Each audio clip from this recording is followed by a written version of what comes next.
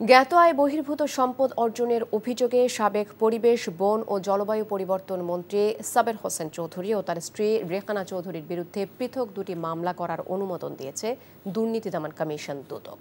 দুপুরে এক সংবাদ সম্মেলনে দুদকের মহাপরিচালক মোহাম্মদ আক্তার হোসেন জানান, আসামি সাবের হোসেন চৌধুরী জ্ঞাত আয়ের উৎসের সঙ্গে অসঙ্গতিপূর্ণ মোট 12,25,48,169 টাকা মূল্যের সম্পদ অর্জন করে ভোগ দখল ও নিজের নামে 21টি ব্যাংক হিসেবে লেনদেনের মাধ্যমে 124,61,54,252 টাকা সন্দেহজনক আর্থিক লেনদেনের অভিযোগে তার বিরুদ্ধে একটি মামলা করা হয়েছে।